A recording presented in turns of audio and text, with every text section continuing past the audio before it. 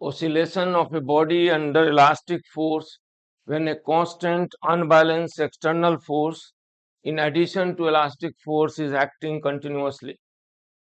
जैसे ये वाला केस हम लोग पहले देखे थे, एक हॉरिजॉन्टल सरफेस है, ये स्मूथ हॉरिजॉन्टल सरफेस है, ये स्मूथ हॉरिजॉन्टल सरफेस है, इस पर एक बॉडी है, इनिशियली मान लो रेस्ट में है, और इस पर ग्रेविटी वर्टिकली डाउनवर्ड होगा और कॉन्टैक्ट फोर्स अपवर्ड, दोनों बैलेंस होगा।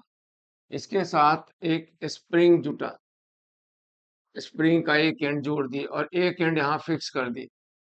तो अभी जब वो पोजीशन जिस समय स्प्रिंग अपने नेचुरल लेंथ पर है, अनस्ट्रेच्ड लेंथ पर है, फैला या सिकुड़ा हुआ नहीं है, उस समय तो इक्विलिब्रियम पोजीशन है, अनस्ट्रेच्ड भी है और इक्विलिब्रियम पोजीशन भी है।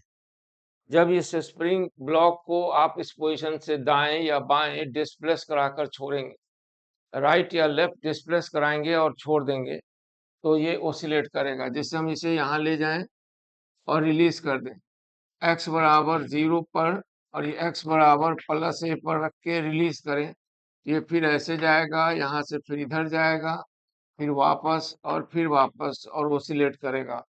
उसके बारे में हम लोग ऑलरेडी पढ़े हैं। ओसिलेशन में उसकी टाइम पीरियड बराबर आई थी 2 पाई √m/k, और ये ओसिलेशन SHM भी हुआ था, ऐसा भी हम लोग पहले प्रूव कर चुके हैं।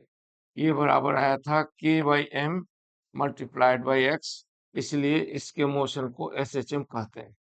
इस समय जो फोर्स लग रहा है वो है एक ग्रेविटी जो कि कांस्टेंट है, और दूसरा नॉर्मल कांटेक्ट फोर्स, वो भी कांस्टेंट है, और दोनों बैलेंस है। एक ही फोर्स है जो वेरिएबल है, वो है kx, और वो इलास्टिक फोर्स है जिसकी वजह से ओसिलेशन हो रहा है। अब आज जो टॉपिक पढ़ना है उसमें यह है कि इस kx के अलावा एक और फोर्स हो जो अनबैलेंस भी हो, कंटिन्यूअस हो और लगातार लगता हो, उस फोर्स के एक्शन का इफेक्ट क्या क्या पड़ता है। इक्विलिब्रियम पोजीशन में बदलाव आता है, नेचर ऑफ ओसिलेशन बदल जाता, पीरियड ऑफ ओसिलेशन बदल जाता है, क्या होता है, यही पता लगाना है। When there is an unbalanced force active continuously on a body in addition to the elastic force which is the driving force responsible for simple harmonic motion. तो इसके लिए एक बार शुरुआत करने के लिए सबसे पहले ये मान लिए horizontal surface, smooth horizontal surface, ठीक है, ये स्मूथ हॉरिजॉन्टल सरफेस है।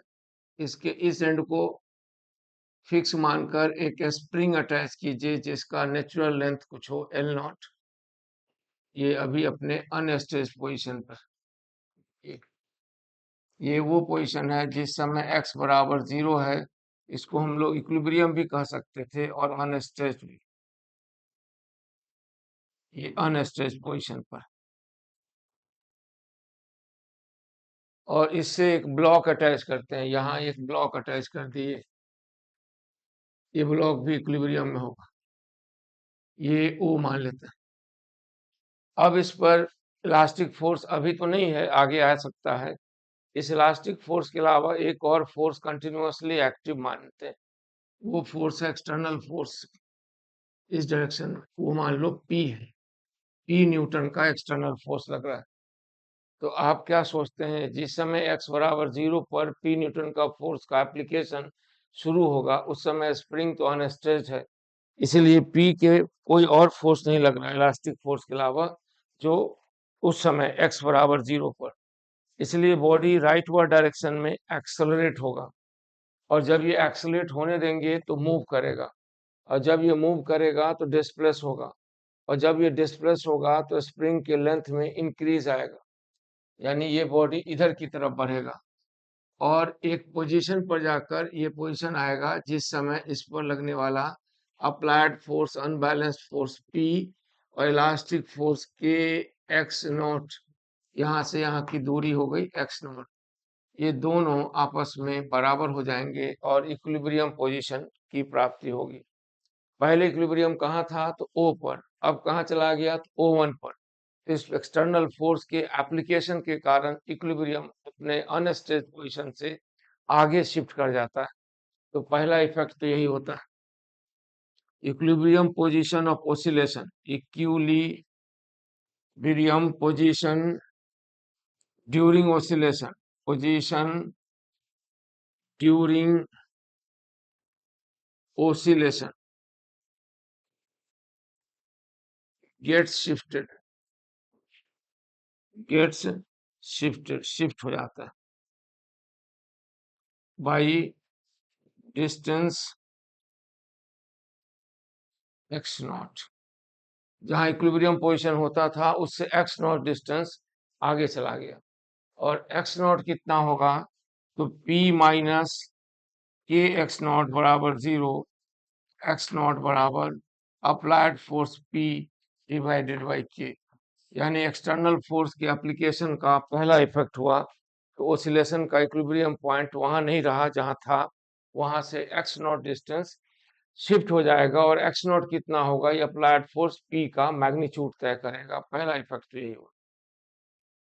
अब दूसरा इफेक्ट देखने से पहले ओ से O1 की जो यात्रा है, जो जर्नी है, वह under the influence of an unbalance force P है। तो आप बताइए, जब पॉइंट ओ पर पार्टिकल था, जब स्प्रिंग अनस्ट्रेच था, जब स्प्रिंग में कोई इलोंगेशन नहीं हुआ था, जब कोई इलास्टिक फोर्स नहीं था, तब आप अप्लाई किए थे पॉइंट ओ पर फोर्स पी, तो उसके कारण ये एक्सेलरेट हुआ होगा। थोड़ी देर के लिए मान लें कि पी बराबर 10 न्यूटन है, मान लें, तो जिस समय ओ पर वह फोर्स लगा होगा, उसके अपोजिट अगेंस्ट यहाँ पर कोई फोर्स नहीं होगा, इलास्टिक फोर्स, क्योंकि अभी तो फोर्स अप्लाई हुआ है, एक्सेलरेट हुआ है, मूव थोड़ी किया है, इसलिए स्प्रिंग का लेंथ नेचुरल है।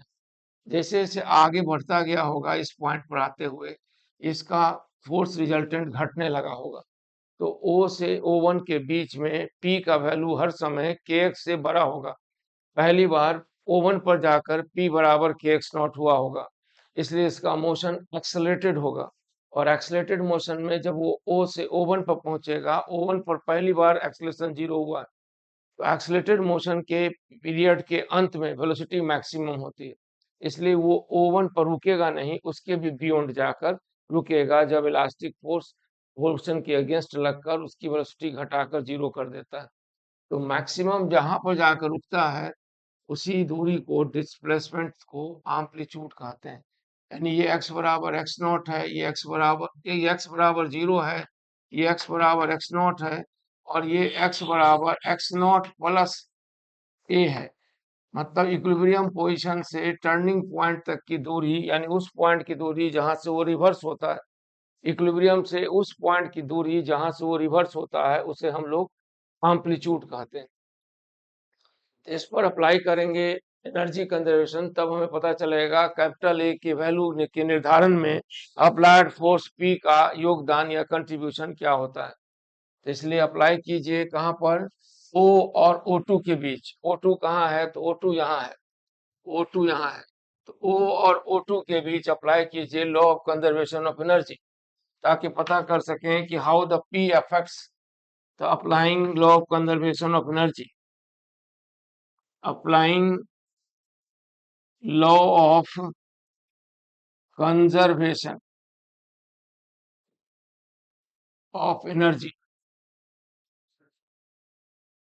applying law of conservation of energy, यानी law of conservation of energy को अप्लाई करते हैं between O and O1, between O and O1, नहीं, O एंड O2। O पर इनिशियल एनर्जी में काइनेटिक एनर्जी कितना है, तो 0 है। O पर स्प्रिंग कितना इलोंगेटेड है, तो नहीं है, इसलिए इलास्टिक पोटेंशियल एनर्जी 0 है। ग्रेविटेशनल पोटेंशियल रेफरेंस पर है, हॉरिजॉन्टल लाइन को ही रेफरेंस माने हैं, इसलिए वो तो 0 होगा। और जब वो फाइनल पोजीशन पर पहुंचता है O2 पर, तो उस समय काइनेटिक एनर्जी 0 है, क्योंकि वो वहीं से लौटता है, उसके और आगे नहीं जा पाता। तो उस समय इलास्टिक पोटेंशियल एनर्जी कितना है, तो हाफ के एक्स नॉट प्लस ए का स्क्वायर, और उस समय ग्रेविटेशनल पोटेंशियल एनर्जी भी 0 है। और इस 1O से O2 तक के डिस्प्लेसमेंट में कोई एक्सटर्नल फोर्स लग रहा है क्या, तो लग रहा है ना, work done by external force है, एक P फोर्स लग रहा है जो राइट वार्ड है, और उसके कारण डिस्प्लेसमेंट हुआ है इतना, तो ये वर्क डन भी पॉजिटिव है। कोई नॉन कंजर्वेटिव फोर्स, तो फ्रिक्शन तो कंसिडर नहीं कर रहे हैं, इसलिए कोई नॉन कंजर्वेटिव फोर्स भी नहीं है। अब अप्लाई करें एनर्जी का इक्वेशन, यानी EF फाइनल टोटल एनर्जी बराबर initial total energy plus work done total, external force का work plus non conservative force का वर्क, सबका जोड़। चलिए अप्लाई करते हैं, तो EF माइनस EI बराबर work done due to external force plus work done due to non conservative force.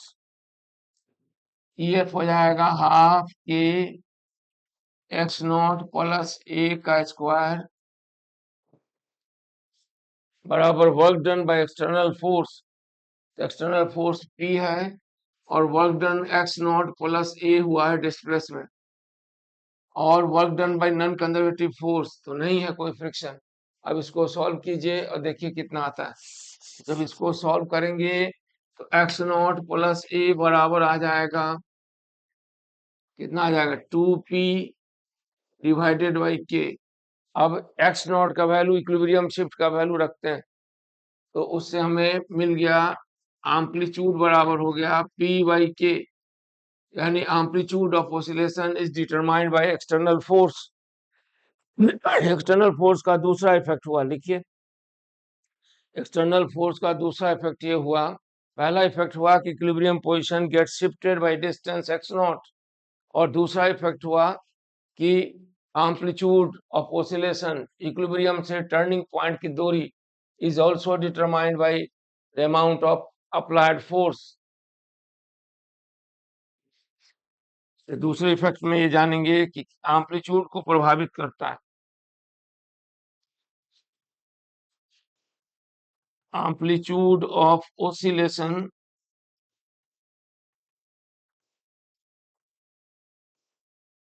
gets amplitude of oscillation gets determined by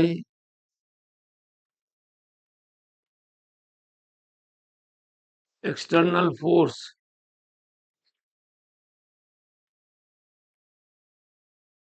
ठीक है, ये दो इफेक्ट हुआ, पहला तो इक्विलिब्रियम पोजीशन शिफ्ट कर जाएगा, और दूसरा एम्पलीट्यूड ऑफ ऑसिलेशन प्रभावित होगा।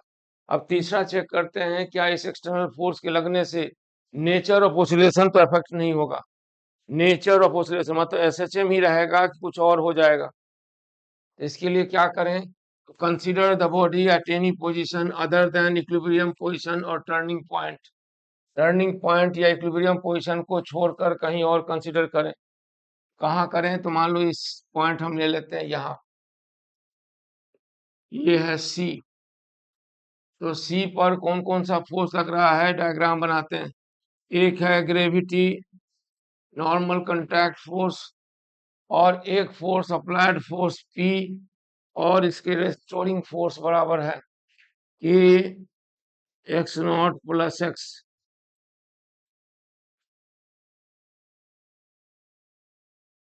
अब इसका इक्वेशन ये हम कहाँ कंसिडर किए हैं, तो इक्विलिब्रियम पोजीशन से आगे ये डिस्टेंस जो है ना O1C इज एक्स, इक्वेशन हो जाएगा P माइनस के एक्स नॉट प्लस एक्स बराबर मास गुना एक्सेलरेशन। अब एक्स नॉट का वैल्यू फर्स्ट स्टेटमेंट से रखें, तो फर्स्ट से रखेंगे तो P माइनस P बराबर हो जाएगा के एक्स,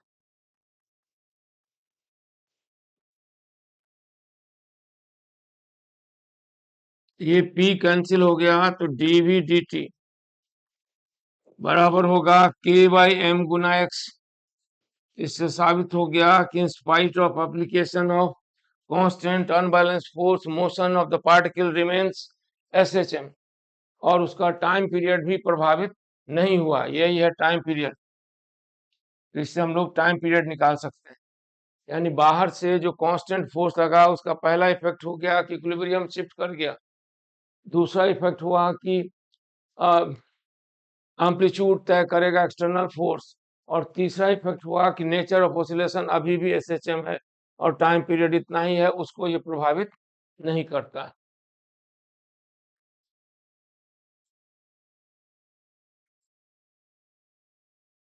तो इस तरह बाहर से कांस्टेंट अनबैलेंस फोर्स लगने से पार्टिकल का नेचर ऑफ ऑसिलेशन पर प्रभाव नहीं पड़ता। इक्विलिब्रियम पोजीशन शिफ्ट कर जाता है और टर्निंग पॉइंट की दूरी बदल जाती है, यानी एम्पलीट्यूड में चेंज आ जाता है। इक्विलिब्रियम पोजीशन शिफ्ट कर जाता है और टर्निंग पॉइंट की दूरी बदल जाती है, तो एम्पलीट्यूड में चेंज आ जाता है, लेकिन nature of oscillation and period and frequency of oscillation remains the same. Elastic force के तहत जो होता है वही रहेगा, लेकिन इक्विलिब्रियम पोजीशन वहां नहीं रहेगा और एनर्जी कंजर्व नहीं रहेगी, क्योंकि देखिए ना, O पर एनर्जी थी 0 और O2 पर एनर्जी हो गई थी, कहीं से आई? एक्सटर्नल फोर्स के वर्क के कारण आई। ये हो गया सवाल। An effect of application of constant unbalanced force acting on the body, it affects the equilibrium position, it shifts the equilibrium in the direction of force, it affects the amplitude of oscillation A, but does not affect the nature of oscillation and period of oscillation। वही रहता है जो पहले था, इसको प्रभावित नहीं करता है। ये बात समझ में आ गई?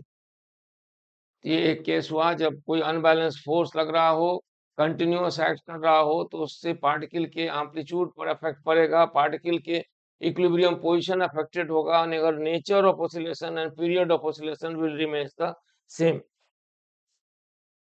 ये